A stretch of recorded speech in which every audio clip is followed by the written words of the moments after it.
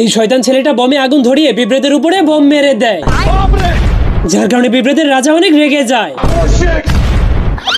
এই জন্য তারা সেই ছেলেটাকে মারার জন্য তাদের সংসদ ভবনে সেই ছেলেটার বিরুদ্ধে যুদ্ধের ঘোষণা করে দেয়। এবং তোমাদের যা কিছু আছে তাই নিয়ে প্রস্তুত থাকো। মনে রাখবা, রক্ত যখন দিয়েছি রক্ত আরো দেবো।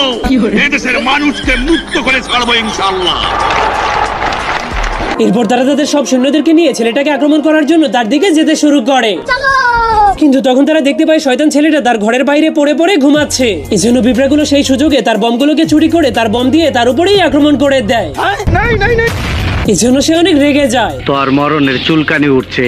এরপর পিঁপড়েগুলো তার উপরে ফুল স্পিডে একসঙ্গে অনেকগুলো বম দিয়ে আক্রমণ করতে শুরু করে দেয়। এমনকি একটা পিঁপড়ে লুকিয়ে লুকিয়ে তার হেলমেটের মধ্যেও বম ঢুকিয়ে দেয়। এই জন্য সে যখনই হেলমেটটাকে পরে তবুও সে হার না মেনে প্রতিশোধ নেওয়ার জন্য পিঁপড়েগুলোর ঘরের মধ্যে একটা বম ঢুকিয়ে দেয়। এরপর জলদি করে সেখান থেকে চলে যায়। এই ড্রাম দিয়ে যখনই রাস্তাতে রং করা হচ্ছিল তখনই সেই ড্রামের নাট খুলে যায়। এই জন্য সে সবকিছুকেই রং করতে শুরু করে দেয়, এমনকি এই গরুটাকেও রং করে দেয়, মুরগি এবং এই শুকরটাকেও রং করে দেয়।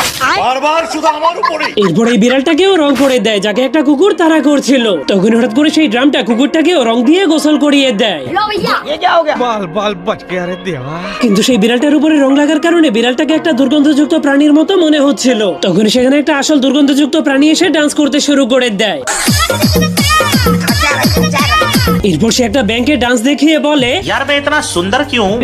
কিন্তু তখন সেই ব্যাংকটা তার দুর্গন্ধযুক্ত পাদের কারণে পাগল হয়ে যায়। তার পাদের গন্ধ এতটাই ভয়ঙ্কর ছিল যে সে যেখান থেকে হেঁটে যাচ্ছিল সেখানকার সবগুলো ফুলই মরে যাচ্ছিল। এমনকি এই পাদের গন্ধের কারণে এই মৌমাছিটা একদমই মরে যায়। তখন হঠাৎ করে সে ওই বিড়ালটাকে দেখতে পেয়ে সেটাকে পটানোর জন্য চলে যায়। बाबू এই জন্য সেই বিড়ালটাও তার